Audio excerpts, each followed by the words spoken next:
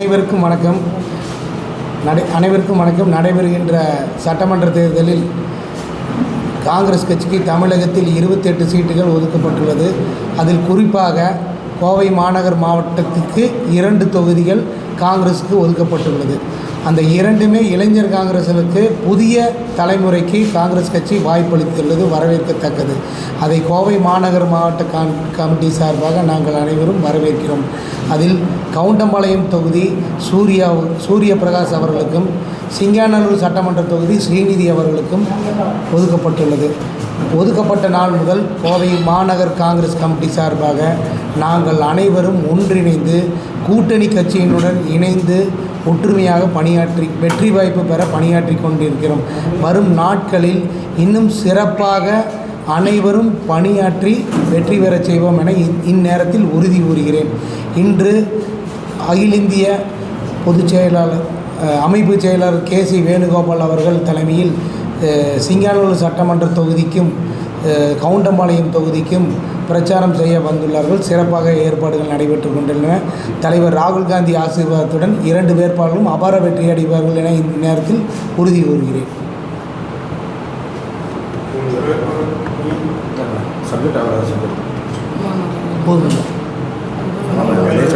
மாற்றி பேசுவோம். இதே சப்ஜெக்ட் தான் மாற்றி பேசுவோம்.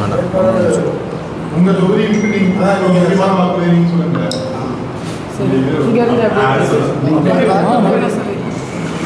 ஸ்பெஷல் இன்னும் வந்து நல்ல ஒன்றரை அந்த பாயிண்ட் சொல்லிட்டு என்ன வேணும் சொல்லுங்க. போகலாமா? கோவை மாநகர காங்கிரஸ் கமிட்டி சார்பில் இன்றைக்கி வந்து நாங்கள் கூடியிருக்கோம்.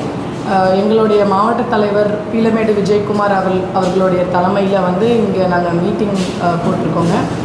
பெரும் ஆதரவை வந்து எனக்கு கொடுக்குறாங்க. சிங்காநல்லூர் தொகுதியில் வந்து பார்த்திங்கன்னா பெரும் ஆதரவு வந்து கோவை மாநகர காங்கிரஸ் கமிட்டி சார்பில் வந்து எனக்கு அண்ணன் தலைமையில் வந்து வழங்கியிருக்கிறாங்க. காங்கிரஸ்குள்ளே ஒற்றுமை இல்லை அப்படிங்கிற ஒரு பொய்யான பிம்பத்தை வந்து எதிர்கட்சிகள் வந்து உருவாக்குறாங்க. காங்கிரஸ் பேரியக்கம்ங்கிறது வந்து ஒரு ஜனநாயக கட்சி. இங்கே எல்லோருடைய ஒப்பீனியனும் கேட்டு தான் இது பண்ணுறோம். இளைஞர் காங்கிரஸுக்கு ஒதுக்கி இருக்கிறதா எல்லாரும் வரவேற்கிறாங்க. அதே போல் எங்களுடைய மாநில தலைவர் திரு செல்வப்பெருந்தைகள் அவர்கள் வந்து பிரச்சாரம் மேற்கொண்டாங்க. மூத்த தலைவர்களாகிய தங்கபாலு அவர்கள் வந்தாங்க. எங்களுக்குன்னு சொல்லி தெலுங்கானா கர்நாடகாவிலேருந்து பொறுப்பாளர்கள், அகில இந்திய இளைஞர் காங்கிரஸ்லேருந்து பல்வேறு பொறுப்பாளர்கள் வந்து மிக ஒரு சப்போர்ட் சிஸ்டமாக எங்களுக்கு இருக்கிறாங்க. இந்த மொத்த காங்கிரஸும் ஒத்துமையாக தான் நாங்கள் வேலை பார்க்குறோம். ஆனால் தவறாக இதை வச்சு அவங்களுக்கு ஒரு பயம். இளைஞர் காங்கிரஸ் ஒரு பெண் வேட்பாளரை நிறுத்தியிருக்காங்க. பல்வேறு நல்ல செயல் திட்டங்களை மதசார்பற்ற முற்போக்கு கூட்டணி சார்பில் நாங்கள் வந்து அறிவிச்சிருக்கோம். அந்த பயத்தில் வந்து காங்கிரஸில் ஒற்றுமை இல்லைன்ற ஒரு பொய்யான கட்டமைப்பை உண்டாக்குறாங்க. ஒரு வேட்பாளராக எனக்கு அனைத்து நிர்வாகிகள் தலைவர்களுடைய ஒத்துமை இருக்குது. தொடர்ந்து பயணிப்போம். கண்டிப்பாக சிங்காநல்லூர் சட்டமன்ற தேர்தலில் வெற்றி பெறுவோம்னு நான் காங்கிரஸ் சார்பில் தெரிவிச்சுக்கிறேன். இந்த ஆமாங்க, இதை இல்லை அதை நான் சொல்லிடுறேன். சிதம்பரம் ஐயா அவர்களுடைய ஆசீர்வாதம் பெற்று தான் நான் இந்த தொகுதியில் களம் காண்கிறேன். அவர் one of the senior committee members எங்களுடைய ஸ்க்ரூட்டினியில். இதுக்கான விவரமாக வந்து எங்கள் தங்கபாலு தலைவர் வந்து கொடுத்துருந்தாங்க நீங்கள் ப்ரெஸ் பீப்புள் கேட்கும்போது. அதாவது எங்களுக்கு வந்து பார்த்திங்கன்னா 28 தொகுதியும் பயணம் மேற்கொள்ளணும் எல்லா மூத்த நிர்வாகிகளும். இன்னொரு இதில் மெயினான விஷயம் என்னென்னா, எங்கள் மூத்த தலைவர்கள் திராவிட முன்னேற்ற கழகம் மற்றும் மற்ற மதசார்பற்ற முற்போக்கு கூட்டணி தலைவர்களுக்கும் அவங்க பிரச்சாரம் மேற்கொள்ளணும். எங்களுக்கு எப்படி டிஎம்கேலேருந்து மற்ற மூத்த தலைவர்கள் வந்து பிரச்சாரம் அந்த மாதிரி ஒரு டைம் டேபிள் போட்டு தான் பண்ணுறாங்க. அப்போ எனக்கு அலோகேட் பண்ணியிருந்த தலைவர் வந்து தங்கபாலு தலைவர். அதனால அவர்கள் வந்து எனக்கு இது பிரச்சாரம் பண்ணாங்க. செந்தில் பாலாஜி அண்ணனுக்கு சிதம்பரம் அவர்களுடைய கேம்பெயின் இருந்ததுனால அவங்க அங்கேயே கேம்பெயின் பண்ணாங்க. இதுவும் அகைன் ஒரு போலியாக மீடியாவில் பரப்புகிறாங்க. சிதம்பரம் வரல, சூரிய பிரகாஷ்க்கும் ஸ்ரீநிதிக்கும் பிரச்சாரம் அது கிடையாது. அவங்க வந்து டைம் டேபிள் ஷெட்யூல் போட்டு எங்களுக்கு அலோகேட் பண்ணவங்க வந்து தங்கபாலு தலைவர். ஆனால் அவர்களுடைய ஆசீர்வாதம் இல்லாமல் நாங்கள் களம் காண முடியாது. ஏன்னா அவங்க சீனியர் மெம்பர்ஸ் ஸ்க்ரூட்டினியில் அவங்க NOC கொடுத்து அப்ரூவல் கொடுத்தா தான் எங்களுக்கு வந்து சீட்டே அலோகேட் பண்ணுவாங்க. இல்லை, நான் பேசிட்டேங்க. பேசும்போது அவர் என்ன சொன்னார்னா, அம்மா நீங்கள் பிரச்சாரத்தை இது ஒன்றும் ஃபார்மாலிட்டி இல்லாமா, நான் இம்மீடியட்டாக ஈரோடு போக வேண்டியது இருக்குது. நீங்கள் எல்லாமே என்னோடய சிங்காநல்லூர் தொகுதி பெரிய தொகுதிங்கிறதுனால நீங்கள் போய் உங்கள் வேலையை பாருங்கள், என்னுடைய முழு ஆதரவு இருக்குது, எல்லா நிர்வாகிகளும் ஒத்துழைப்போடு உங்களுக்கு வேலை செய்வாங்க. இது வந்து நான் நார்மலாக ஃபோனில் வந்து நீங்கள் ஒன்றும் ப்ராப்ளம் இல்லை, நீங்கள் பாருங்கன்னு சொல்லிட்டாங்க. அதான் இதெல்லாம் மீடியாக்கள் கட்டமைக்கும் வேலை. இல்லை அப்படி கிடையாதுங்க, அவங்க ஷெட்யூல் அப்படி போட்டிருக்காங்க.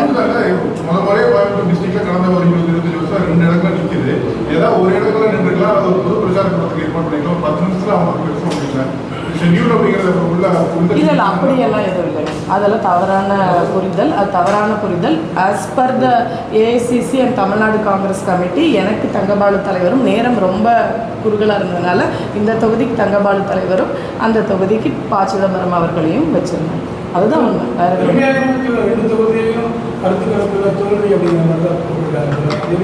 கருத்து கணிப்புகள்ங்கிறது ஃபைனல் கிடையாது. மக்களுடைய வாக்கு தான் கடைசியானது. அது 23ஆம் தேதிக்கு அப்புறம் நம்ம அதை பார்ப்போம்.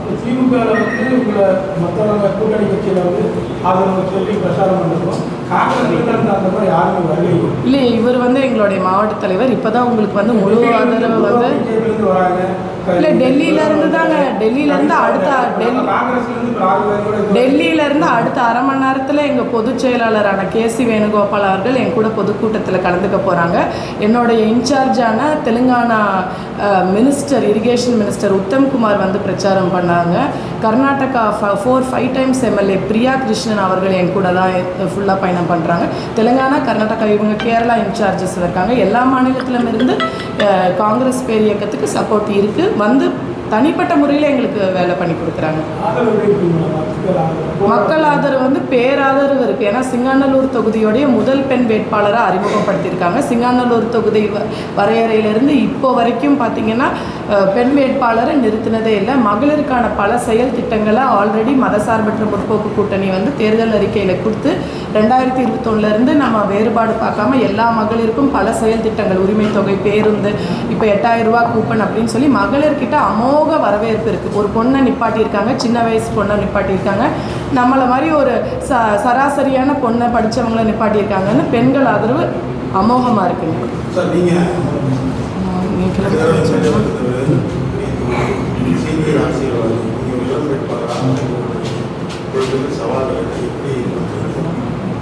நீங்கள் ரெண்டு முறை எம்எல்ஏ வரதான் சொல்கிறீங்க. ஒரு முறை தான் கவுண்டமணி தொகுதிக்கு எம்எல்ஏவாக இருந்தார். அதுக்கு முன்னாடி அவர் எம்எல்ஏ வந்தது கோவை வடக்கு தொகுதிக்கு. அந்த தொகுதியில் அவருடைய கடந்த 5 வருஷமாக, அதாவது 2016 21 வரைக்கும் அவர் சரியாக அங்கே மக்களுக்கான வேலையை செய்யலை, மக்களை சந்திக்கல அப்படிங்கிற ஒரு பெரிய கம்ப்ளைண்ட் இருந்துச்சு. அதுக்கப்புறம் அங்கேருந்தால் தோற்றுரும் அப்படின்னு 2021 ஆண்டு தேர்தலில் கவுண்டமணி தொகுதிக்கு வராரு. கவுண்டமணி தொகுதிக்கு ஜெயிச்சதுலேருந்து அவங்க பண்ணக்கூடிய கடந்த 5 வருஷமாக நாங்கள் கிட்டத்தட்ட இந்த 15 நாள் கேம்பெயினில் ஒரு நாளைக்கு 30 பாயிண்ட்டுக்கு மேலே பேசுகிறோம். அது ஒவ்வொரு பாயிண்ட்லையும் குறைஞ்சது 200-250 மக்கள் இருக்காங்க. நீங்கள் இப்படி ஆவரேஜ் எடுத்திங்கன்னா கிட்டத்தட்ட நாங்கள் இது வரைக்கும் 7000-8000 பேர்த்துக்கிட்ட நாங்கள் பேசியிருக்கோம். நான் ஒவ்வொரு பாயிண்ட்லேயுமே கேட்குறேன், கடந்த 5 வருஷமாக இருக்கக்கூடிய எம்எல்ஏவை நீங்கள் எவ்வளோ டைம் சந்திச்சிங்க, எவ்வளோ டைம் அவர் வந்து உங்களை பார்த்தாரு. ஒரு எம்எல்ஏவுடைய அடிப்படையான வேலை தொகுதி மக்களை சந்திக்கிறது முதல்ல, 2வது அவங்ககிட்ட என்ன பிரச்சனை இருக்குன்னு கேட்குறது, 3வது அதை தீர்த்து வைக்கிறது. நாங்கள் ஒவ்வொரு இடத்துலையுமே போய் கேட்குறப்போ மக்கள் எல்லாருமே, அதாவது தொகுதி பெரிய தொகுதி நீங்கள் சொன்ன மாதிரி அங்கே இருக்கக்கூடிய எல்லா மக்களுக்குமே, நீங்கள் ஆணைக்கட்டி எடுத்துங்க, இந்த பக்கம் இருக்கக்கூடிய விளாங்குறிச்சி எடுத்துங்க, இங்கே ஏர்போர்ட் எடுத்துங்க, ஏன் அவருடைய சொந்த ஊரான பெருநாயக்கமலத்தில் எடுத்துங்க, அங்கே முதற்கொண்டு மக்கள் சொல்கிறது இல்லைங்க, நாங்கள் 5 வருஷமாக ஒரு தொகுதிக்குள்ளேயே பார்க்கல, எங்கள் தொகுதிக்குள்ளே அவர் எதுவுமே செய்யவும் கிடையாது, எங்களை வந்து சந்திக்கவும் கிடையாது, என்ன வேணும்னு கேட்கவும் கிடையாது, பெருசாக அவருடைய நிதி எங்களுக்கு ஒதுக்கவும் கிடையாது அப்படிங்கிறாங்க. அதனால இந்த தொகுதியில் இப்போ இருக்கக்கூடிய எம்எல்ஏ மேலே ஒரு மிகப்பெரிய அதிருப்தி இருக்குது. மக்கள் வந்து அவங்கள அணுகவே முடியாத அளவு இருக்காங்க. ஏன் குறிப்பாக சொல்ல போனால் அவருடைய சொந்த ஊர் பெருநாயக்கம்பாளையம், அங்கே இருக்கக்கூடிய அவர் வீட்டிலேருந்து ஒரு 400 மீட்ரு இருக்கக்கூடிய மக்கள்கிட்ட பேசுகிறேன். அந்த மக்கள் சொல்கிறாங்க, எங்கள் காரில் இப்படி வருவார், காரில் இப்படி போவார், அப்படி தாங்க பார்த்துருக்கோம், இறங்கி எங்கிட்ட பேசுறது கூட கிடையாதுங்கிறாங்க. ஒன்று. சரி, 2வது துடியலூரில் அவருடைய சட்டமன்ற அலுவலகம் இருக்குது. அந்த சட்டமன்ற அலுவலகத்தாவது மக்களை சந்திக்கிறாரா, ரெகுலராக வந்து மக்களுடைய குறைகளை கேட்குறாரா அப்படின்னா அங்கேயும் வர்றது கிடையாது. அங்கே வெறும் கட்சி மீட்டிங் ஏதாவது இருந்தால் மட்டும்தான் அதை செய்கிறாரு. அப்படி இருக்கக்கூடிய பட்சத்தில் இந்த கவுண்டமணி தொகுதியில் மக்கள் வந்து நிச்சயமாக இப்படிப்பட்ட ஒரு எம்எல்ஏ எங்களுக்கு இருக்கக்கூடாது, நாங்கள் முதல்ல அணுகக்கூடிய எம்எல்ஏவாக இருக்கணும், நாங்கள் என்ன பிரச்சனை சொன்னாலும் தீர்த்து வைக்கக்கூடிய எம்எல்ஏவாக இருக்குன்னு நினைக்கிறாங்க. அதனால இந்த நபர் இருக்கக்கூடிய சிட்டிங் எம்எல்ஏ திரும்பி வரக்கூடாது அப்படிங்கிறதுல மக்கள் ரொம்ப உறுதியாக இருக்காங்க. நாங்கள் வந்து சும்மா வாய் வார்த்தைக்கு சொல்ல கிடையாது, நாங்கள் தொகுதி முழுக்க ட்ராவல் பண்ணியாச்சு. கிட்டத்தட்ட 4,25,000 வாக்காளர்கிட்ட இருக்கக்கூடிய தொகுதி இது.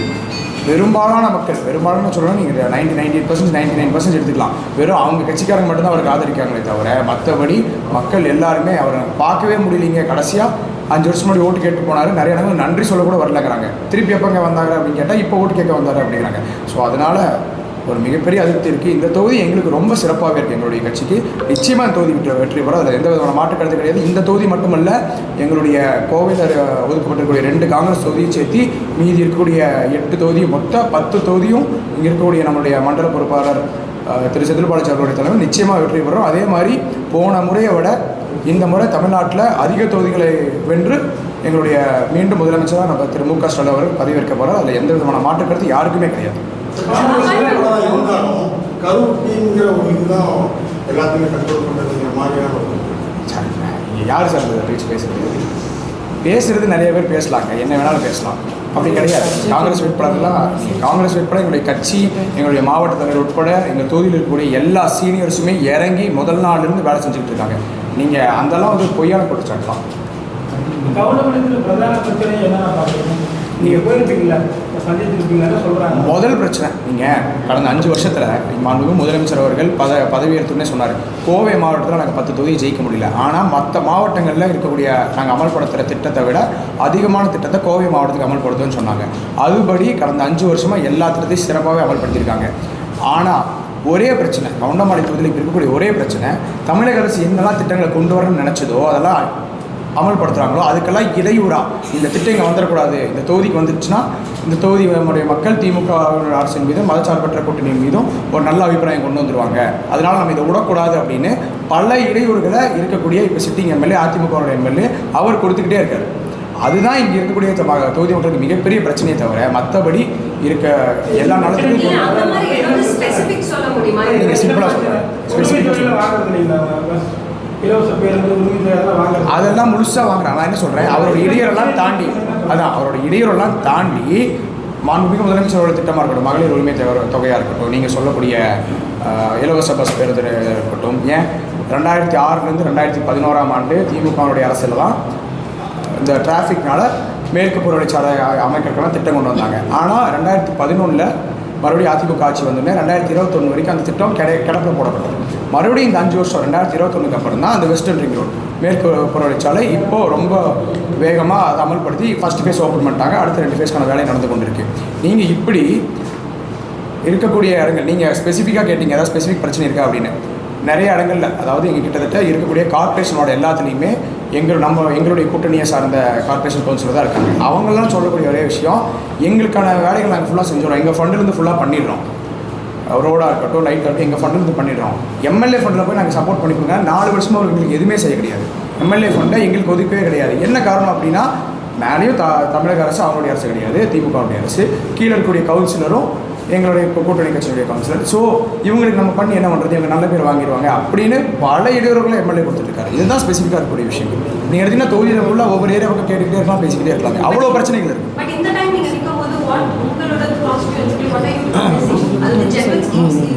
மேம் ஒரே நிமிஷம், கவுண்டம்பாளையம் கேண்டிடேட் மட்டும் கவர் பண்ணிக்கோங்க. I have to go to meeting. Srinidhi, 2 minutes. அப்படியா? 1 minute. 1 minute. Okay. We are detracking from what we actually said to General schemes இல்லாம what are you promising to your own constituents? And நீங்க சொன்ன இந்த problems அந்த மாதிரி ஏதாவது identify பண்ணி have you met people and told specifics? நீங்கள் தொகுதி முழுக்க ட்ராவல் பண்ணுறப்ப நிறைய இடங்களில் ஒவ்வொரு இடங்களில் லோக்கல் பிரச்சனை ஏகப்பட்டது இருக்குது. நீங்கள் எக்ஸாம்பிளாக நான் ஒரு விஷயத்தை சொல்கிறேன். ஒரு விஷயம், நீங்கள் இப்போ ஆணையத்தில் இருக்கக்கூடிய மழை பெய்து எடுத்துட்டீங்க அப்படின்னா அங்கே ஒரு வேளை பஸ் வந்துட்டு இருக்கலாம். அதுவுமே வந்து போன ஆட்சியில் நம்மளுடைய ஆட்சியில் கொண்டு வந்தது தான். அந்த மக்களுடைய கோரிக்கை வந்து எனக்கு பஸ்ஸை 2 வேளையும் ஆக்கி கொடுங்கன்னு கேட்குறாங்க. அது ஒன்று ஸ்பெசிஃபிக்காக அங்கே நீங்கள் எடுத்துட்டீங்க அப்படின்னா.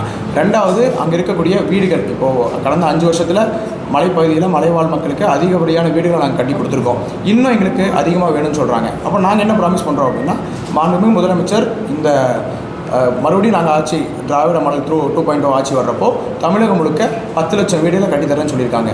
நான் மக்கள்கிட்ட ப்ராமிஸ் பண்ணுறது என்னென்னா, இங்கேயும் அதான் சொல்லிக்கிறேன், தொகுதி பெரிய தொகுதி, 2வது பெரிய தொகுதி தமிழ்நாட்டிலேயே, அதிக மக்கள் தொகை இருக்கக்கூடிய தொகுதி. அதனால் அந்த 10 லட்சம் வீடுகளை எவ்வளோ அதிகமாக கவுண்டமலை தொகுதி கொண்டு வர முடியுமோ அதை கொண்டு வரணும்னு சொல்கிறோம். இந்த மாதிரி லோக்கலில் நிறையா அந்தந்த வார்டுகளை பொறுத்த வரைக்கும், அந்தந்த பேரூராட்சியை பொறுத்த வரைக்கும் சில பிரச்சனைகள் இருக்குது. அதெல்லாம் முடிச்சு தரணும் நாங்கள் கண்டிப்பாக ப்ராமிஸ் பண்ணுறோம். அது வந்து ஸ்பெசிஃபிக், நீங்கள் அதை போட்டு வந்தாலும் நிறையா இருக்குது. தொகுதி முழுக்க நிறையா இருக்குது. அதெல்லாம் லிஸ்ட் அவுட்டும் பண்ணிக்கிட்டு இருக்கோம். ஒவ்வொரு பகுதியில் போகிறப்போ அந்தந்த மக்களுக்கு அதை ப்ராமிஸும் பண்ணிக்கிட்டு இருக்கோம். சரி.